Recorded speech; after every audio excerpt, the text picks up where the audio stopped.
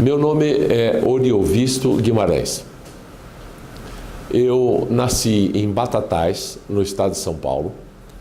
Eu sou filho de Jerônimo Teodoro Guimarães e de Dona Benedita Marques. Os dois já são falecidos, já há mais de 10 anos. Eu sou o oitavo de 8 irmãos, sou caçula.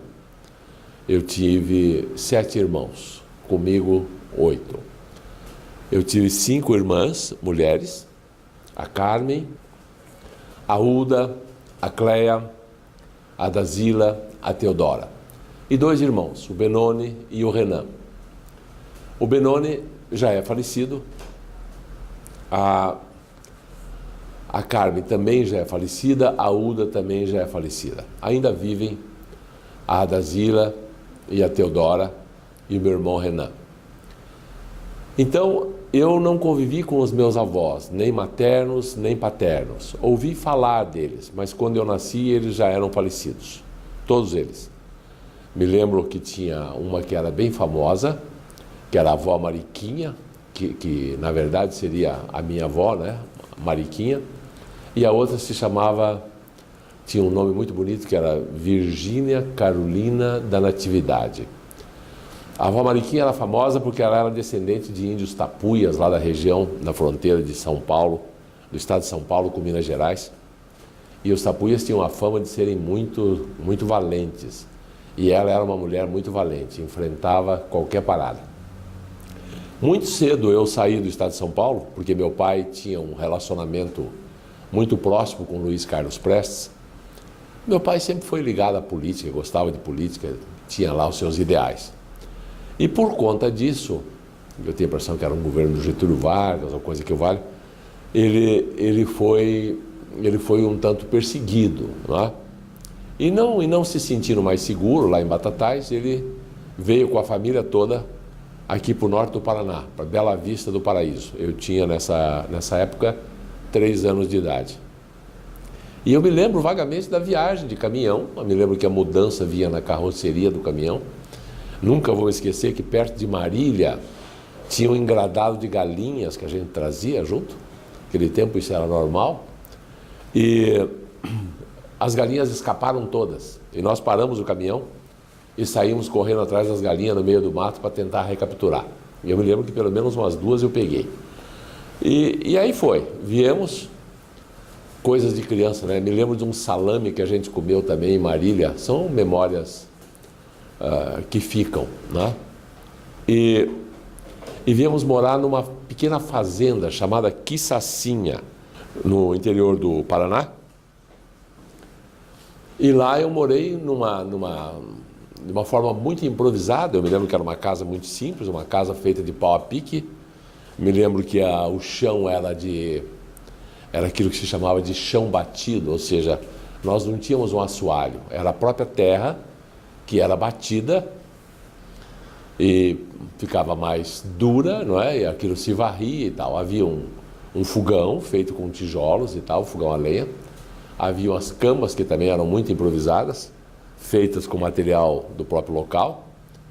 E havia os colchões, que eram colchões de palha, que a minha mãe acabou fazendo alguns deles. E eu me lembro que foi uma infância muito rica, porque se de um lado eu tinha a natureza, tinha um riozinho que passava perto, me lembro de uma jaguatirica que às 6 horas da manhã passou na frente da nossa casa e todo mundo acordou para ver. E eu me lembro também que à noite não havia televisão naquele tempo, obviamente, e nós ficávamos ouvindo a conversa dos adultos. E a conversa era sempre sobre política, sobre as questões políticas daquela época. Meu pai gostava muito disso, gostava também de filosofia, tinha alguns amigos que vieram junto com ele, e haviam longas conversas e eu ficava lá ao redor da roda ouvindo aquilo. Isso era o meu rádio, isso era a minha televisão, porque não havia nada disso. Bom, essa foi uma fase bonita, me lembro de 2 bois que tinham na fazenda, o Chibante e o Fortuno. Me lembro de queimadas que eu e meu irmão Renan íamos esquentar, não era um frio desgraçado, e a gente pegava um toco lá, fumegante, e ficava lá se aquecendo. São memórias muito bonitas, me lembro de passarinhos, de coisas da natureza. Depois disso mudamos para a cidade de Bela Vista do Paraíso. E ali eu fiz o grupo escolar, estudei, aquele tempo era grupo escolar. Seria o equivalente às 4 primeiras séries do ensino fundamental hoje. Posteriormente, meus pais se mudaram para Mandaguari e posteriormente ainda para Apucarana. A Mandaguari, eu tinha lá alguns amigos, o Wilson Carnelosi, umas pessoas assim, me lembro também de uma escola que eu frequentei, uma escola pública sempre. E depois em Apucarana foi quando eu terminei o antigo ginásio, não é? Que eram as equivalentes às 4 últimas séries do ensino fundamental. E aí, já com 16 anos, eu deixei Apucarana e vim morar em Curitiba, mas daí eu deixei a minha família, eu vim sozinho para cá. Vim morar em Curitiba, na Praça Santos Andrade, num casarão antigo que tinha ali, que era a pensão da Dona Marta. E para sobreviver, eu dava aula particular. Eu dava aula particular de admissão ao ginásio. O que era admissão ao ginásio? Era o tipo de um vestibularzinho que quem terminava o grupo escolar, como não tinha vaga para todo mundo entrar na primeira série do ginásio, que hoje seria a nossa 5ª série, então tinha um pequeno exame de seleção. E eu dava aula de português, de matemática, história, geografia, das 4 primeiras séries. Depois eu fui estudar no Colégio Estadual Nilo, lá em Apucarana eu estudei no Colégio Estadual Nilo Cairo, e tenho boas recordações lá de Apucarana também. Me lembro dos professores, me lembro do próprio colégio. E era um colégio estadual, mas era interessante, porque naquele tempo o meu professor de inglês era um professor nativo, ele veio da Inglaterra, o professor Karel Kober, né? Tinha uma disciplina incrível e nós falávamos inglês de verdade. Tanto que o inglês que eu sei até hoje, me dou muito bem no inglês, eu aprendi com o professor Karel Kober, né? Lá em Apucarana, há mais de 60 anos atrás. E os meus irmãos também tinham estudado lá e eles falavam inglês, e daí eu, para não ficar para trás, claro que eu tinha que entender o que eles estavam tentando falar de segredo, né? Então eu acabei aprendendo. Aprendi bastante francês também, aprendi latim também bem, naquele tempo a gente estudava realmente para valer isso. Me lembro de todas as declinações, me lembro dos livros, eu lia textos em latim. Era um padre que dava aula de latim, que nós chamávamos de Padre Noné, né? E daí vim para Curitiba, como disse, morar na pensão da Dona Marta, sem a família, dava aulas de admissão ao ginásio, estudava no Colégio Estadual do Paraná, fui fazer ali o científico, e aí comecei a dar aula particular de matemática. Posteriormente eu entrei na Universidade Federal do Paraná, no curso de Ciências Econômicas, e posteriormente ainda no curso de Engenharia Civil. E por que eu fui fazer Engenharia Civil? Porque realmente eu gostava muito de matemática. Sempre gostei muito de matemática. Eu era metido a filósofo, eu achava que a matemática continha a exatidão, a verdade pura e tal. Ledo engano, né? Hoje eu sei que isso não é bem assim. Mas enfim, naquela época eu acreditava nisso e estudava matemática feito um louco. Sabia deduzir tudo, tanto que o primeiro vestibular de engenharia eu não fui aprovado, porque eu sabia deduzir todas as fórmulas. Eu sabia a história da matemática, sabia deduzir todas as fórmulas. Qualquer coisa que você me perguntasse de onde veio, eu saberia te responder. Mas o vestibular de engenharia, ele não pedia isso, ele pedia experiência em resolução de problemas. Coisa que eu, como bom teórico, tinha o maior desprezo, porque eu entendia que se eu dominasse a teoria, ficar repetindo a mesma coisa não tinha graça nenhuma. Daí no ano seguinte eu treinei um pouco, fazer exercício e entrei na engenharia. Mas eu me apaixonei mesmo foi por ciências econômicas, tanto que eu terminei o curso de ciências econômicas, hoje sou economista. Mas enquanto eu fazia engenharia, eu comecei a dar aula em curso preparatório para vestibular. Primeiro com um professor assistente. O que é que fazia um professor assistente? Ficava numa sala, nessa sala os alunos tinham dúvidas, os testes que eles não conseguiam resolver, as provas de vestibular que eles não conseguissem resolver, eles vinham até os professores assistentes para que os professores assistentes os ajudassem naquelas dificuldades. Então eu tinha a obrigação de ser capaz de resolver todas as provas de vestibular. As do ITA, as mais difíceis e as mais complicadas. E eu nunca passei vergonha, porque eu sempre pegava antes e resolvia antes, e estudava bem antes, de tal forma que quando chegassem lá eu soubesse como solucionar as dúvidas. Bom, aí um dia o dono do cursinho, que era o Juarez Antunes, lá do Dom Bosco, isso lá por volta de 1960 e alguma coisa, ficou doente, teve um problema de saúde sério, eu entrei para dar aula no lugar dele, E daí, quando ele voltou, os alunos fizeram uma campanha para que eu ficasse. Ele deu graças a Deus, porque ele era o dono, e ele ficou livre das aulas e continuou dono do mesmo jeito, não é? Então eu dei aula lá há algum tempo, depois eu fui dar aula no Bardal, no curso Bardal, que também existia, e ali eu encontrei alguns colegas, juntos nós fundamos o curso Positivo. Éramos em 8 sócios. Depois alguns saíram, ficamos num número menor de sócios, finalmente ficamos em 5. E esse curso cresceu muito, né? Esse cursinho foi um ano, ele foi cursinho preparatório para o vestibular, eu dava aula, escrevia os livros, Samuel Lago dava aula de biologia, escrevia os livros de biologia, o Renato Ribas Vaz dava aula de química orgânica, escrevia os livros, e assim por diante. O Cichares dava aula de ótica, escrevia os livros de física, de ótica, o Fernando Carneiro dava aula também de mecânica, e assim por diante. Cada um que dava aula de uma disciplina escrevia, e nós dividíamos aquilo aula por aula do primeiro ao último dia do ano. Isso acabou gerando um método de ensino que nós resolvemos aplicar no ensino médio regular, porque nós entendíamos o seguinte: se em um ano a gente conseguia revisar toda a matéria dos 3 anos e preparar os alunos para os vestibulares, o que é que a gente não poderia fazer em 3, né? Muito mais. E aí, é claro, tivemos que escrever de novo, porque a dose era diferente, o tempo era outro, era muito mais tempo, era preciso dar mais tempo ao aluno, era preciso, enfim, mas a metodologia era outro livro, mas a metodologia era a mesma. Dividir e planejar bem. Eu acho que isso falta até hoje nas nossas escolas. Eu acho que a péssima qualidade de educação que nós temos, o baixo índice que nós temos nos exames da PISA e de outros exames internacionais, se deve à forma como a educação pública é feita. Falta planejamento, falta autonomia para o diretor, falta cobrança dos professores, falta prêmio aos bons professores. E enquanto isso continuar assim, pode fazer quantas leis quiserem no Senado, na Câmara dos Deputados, onde quiser, que não vai mudar nada, porque os professores não estão nem aí. E a educação acontece não é no gabinete de deputado, nem no gabinete de senador, ela acontece na escola, é lá que ela se resolve, né?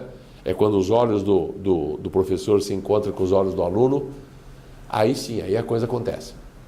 Agora, para isso, o diretor tem que ter autonomia, o diretor de escola pública tem que ter autonomia. Autonomia e poder de mando sobre os professores. Hoje eles não têm nenhum. Hoje o professor simplesmente faz o que quer, tem estabilidade, se faltar, faltou. Ninguém cobra o programa dele quanto que ele dá.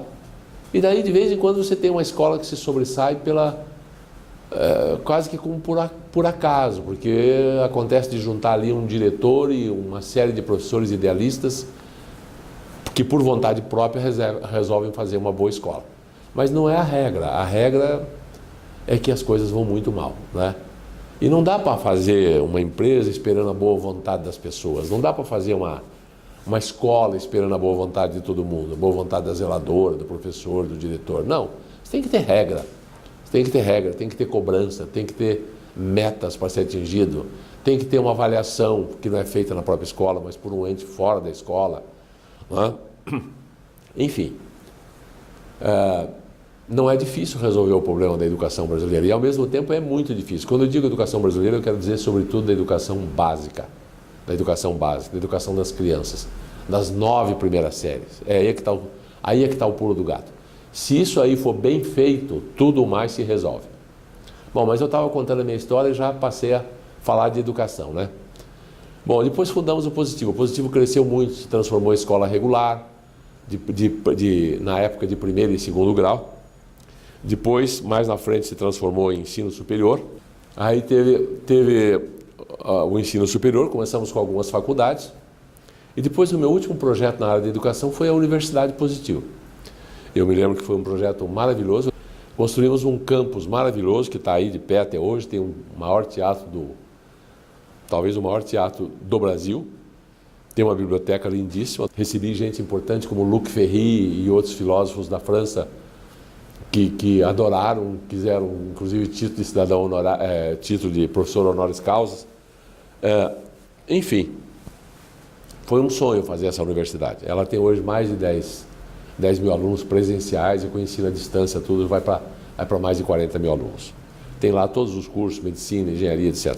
E essa universidade foi uma coisa incrível, porque Foi a primeira vez em 10 anos que alguém conseguiu autorizar uma universidade privada e não governo do PT, que todo mundo sabe que o PT odiava a escola privada, né?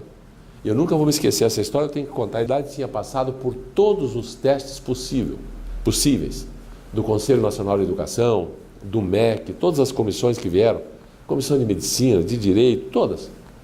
Verificaram o laboratório, mais de 2 anos de exames e de visitas de comissões fiscalizando.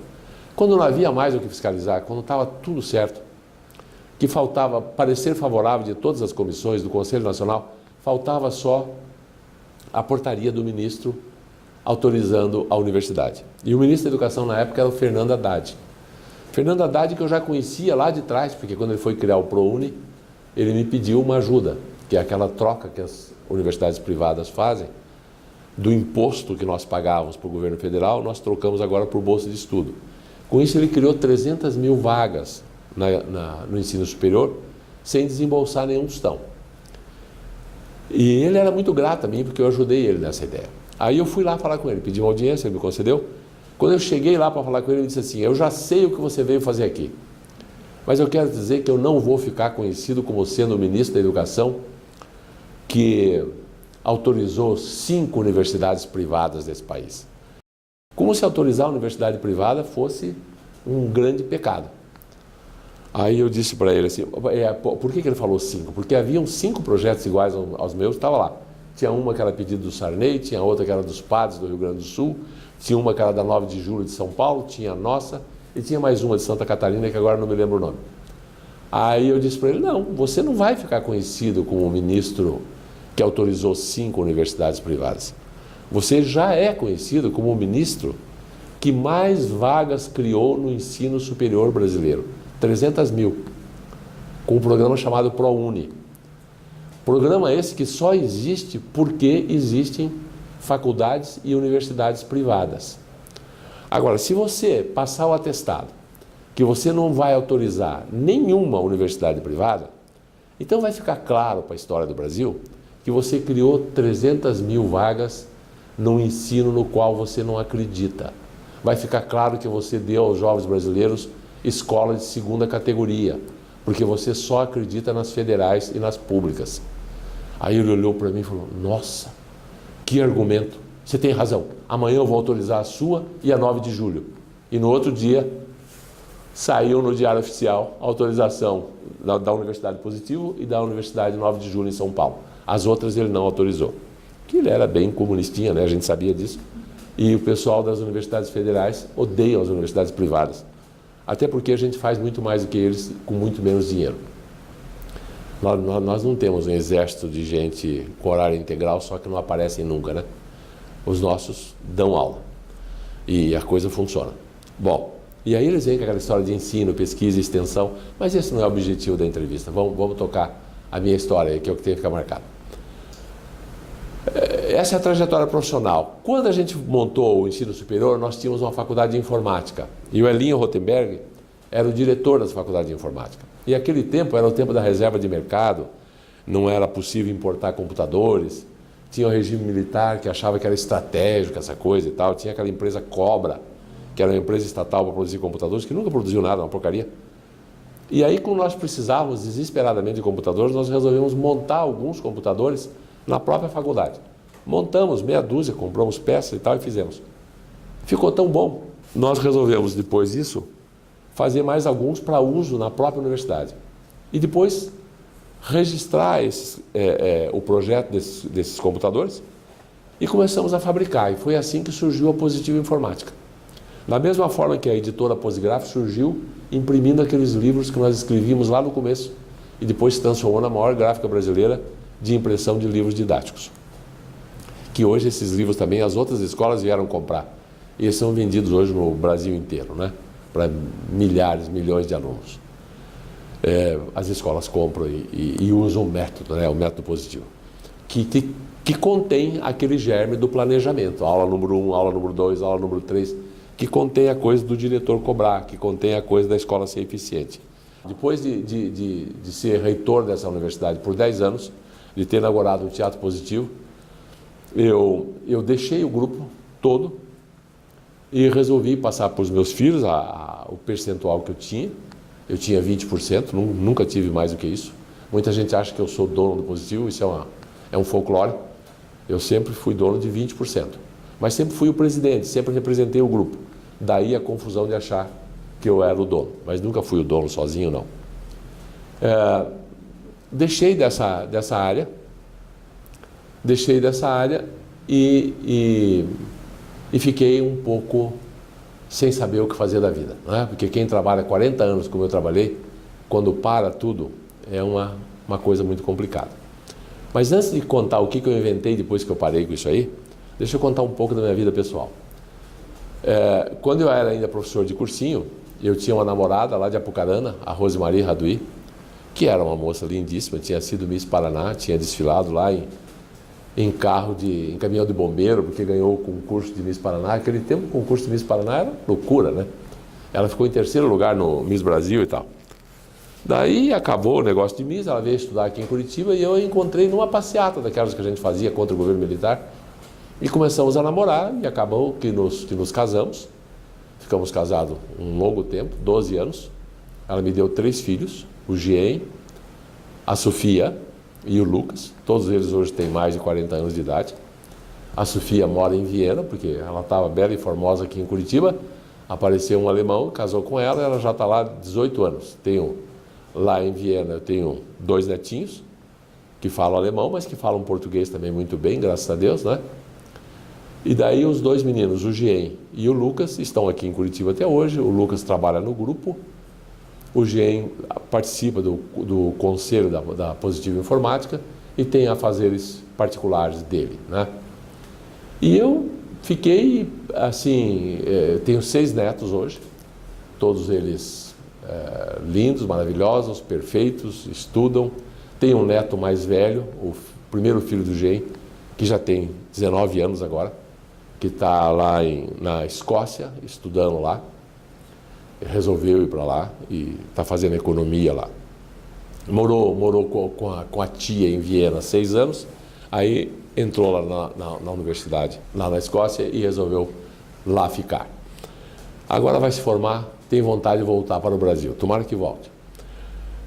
Então, quando eu acabei esse meu lado profissional, e depois de 12 anos eu me separei, daí é claro, tive algumas namoradas, algumas que demoraram muitos anos, mas sempre namoradas, sempre cada um vivendo na sua casa.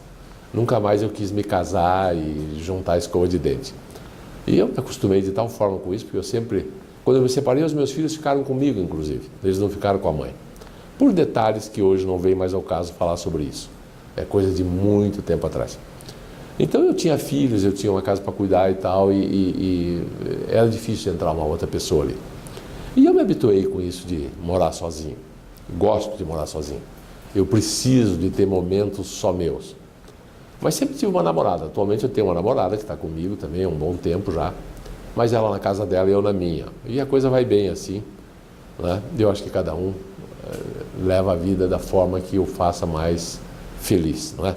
Eu respeito muito as pessoas que se casam e que ficam 50, 60 anos juntos. Eu até admiro muito essas pessoas. Mas isso não aconteceu para mim. Então eu tenho que ser feliz da maneira como a vida me permitiu ser feliz. E eu sou muito feliz. Eu posso dizer que eu sou um cara muito feliz. Consigo ficar bem comigo mesmo, gosto muito de ler, gosto muito de escrever, então eu fico bem sozinho.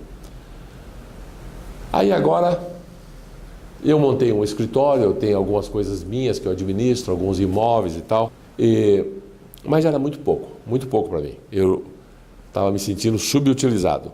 E como eu não tenho mais vontade de fazer mais empresa, não tenho mais vontade de ter 10 mil funcionários de novo, não tenho mais vontade de repetir aquelas coisas que eu já fiz, eu acho que fazer empresa, como tudo mais na vida, é mais ou menos como ir para Disney.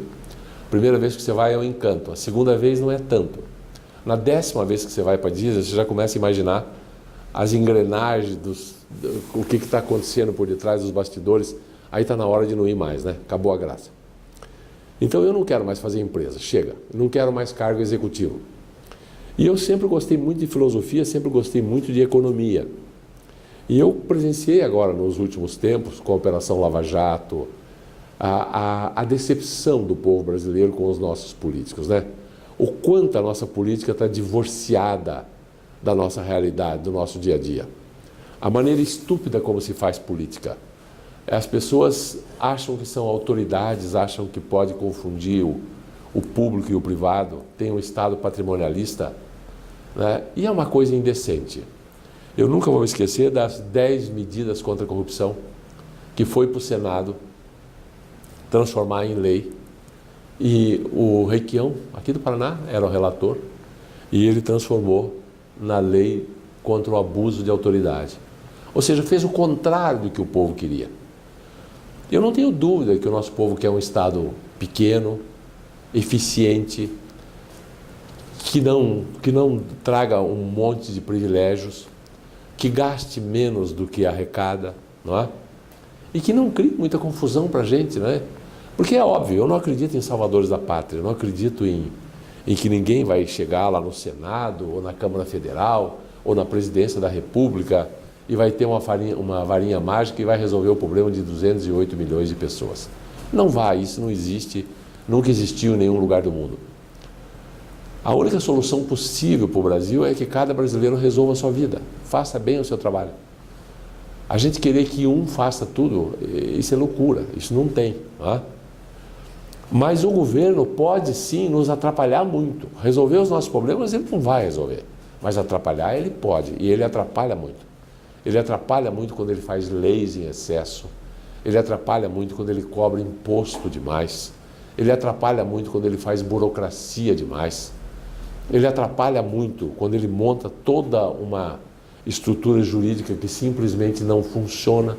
O cara pode ficar recorrendo 20 anos, como ficou o Paulo Maluf, e isso é o império da impunidade. Ele atrapalha muito quando ele faz conluio com empresários corruptos, né? E rouba e desvia o dinheiro público. E isso está claramente acontecendo no nosso país, ou esteve acontecendo até hoje, né? Nos últimos anos, o Sérgio Moro é um sujeito que eu admiro muito, ele virou o Brasil do avesso. Ele colocou as vísceras para fora, né? Nós podemos ver o quanto era podre o nosso país, né?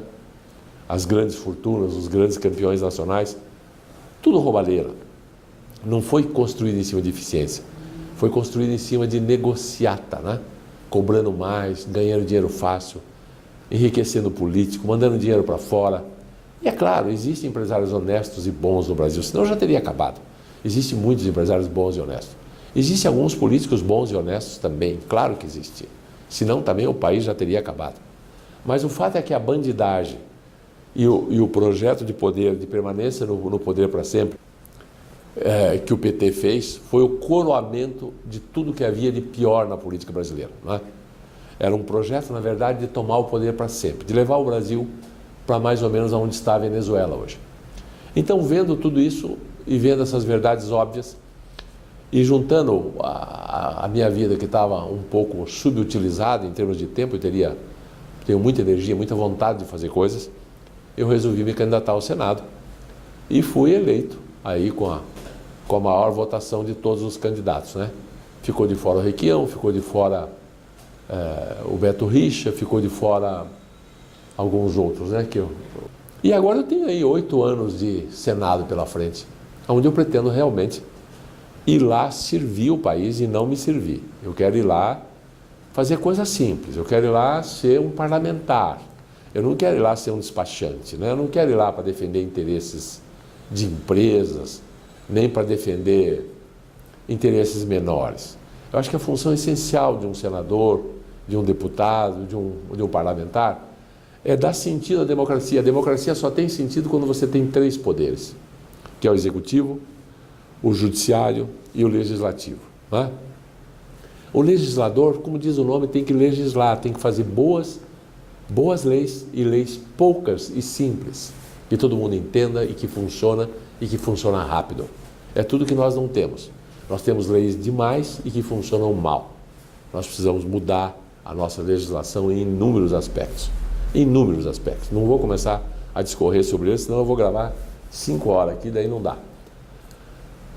Nós precisamos igualmente entender que quando o poder executivo toma conta do poder legislativo, porque faz uma cooptação desse, não é coalizão, é cooptação, compra os parlamentares, ou dando cargo, ou repartindo, sabe, eu te dou uma estatal, eu te dou isso, eu te dou aquilo, ou dando mensalão mesmo, como fez o Lula, né? Ou dando dinheiro, como no caso do Petrolão, tinha posto para roubar dinheiro, né? Isso é o começo da ditadura, essa é a verdadeira ditadura. Começa a mandar no poder executivo, que por óbvio ele foi eleito para isso, e começa a mandar no poder legislativo. Se ele conseguir cooptar o poder judiciário, acabou, vira ditadura. É o que aconteceu na Venezuela, não é? O PT estava nesse caminho de nomear alguns ministros e tal, nós temos umas figuras lá, mas felizmente, para nossa felicidade, o poder judiciário não chegou a ser cooptado, não é? A Lava Jato teve um papel importantíssimo, o Supremo, com todos os seus defeitos, teve um papel importantíssimo, não é? Enfim, eu acho que é a hora de nós retomarmos a divisão dos poderes. Um legislador tem que ser um legislador e ponto final. Eu acho mesmo que quando um deputado ou um senador chega para o presidente da República e resolve comercializar a sua consciência, eu voto na reforma que o senhor quer, desde que o senhor me dê a diretoria financeira dos Correios. Eu acho que na hora que um parlamentar pede isso, ele tinha que ser preso. Preso. Porque por que ele quer a diretoria financeira dos Correios? Ou qualquer outra diretoria financeira de qualquer outra estatal? Para roubar, para fazer fundo partidário. O que tem que ver com o progresso do Brasil, com a evolução do Brasil, com um país melhor, a diretoria financeira dos Correios? Nada. Então é um desvio de função. É usar a função de parlamentar, que deveria ser fiscalizar o governo, não é? E fazer leis poucas e boas. Ele sai dessa função, o poder que o povo lhe deu, em benefício próprio. Isso é um escândalo, não é? Um escândalo. A forma de cooptar o poder legislativo precisa acabar. Eu quero combater isso com todas as minhas forças. Eu quero denunciar isso com todas as minhas forças. O poder legislativo tem que ser poder legislativo, poder executivo, executivo, judiciário, judiciário. E cada um tem que desempenhar bem o seu papel. E um não pode corromper o outro. E um não pode dominar o outro.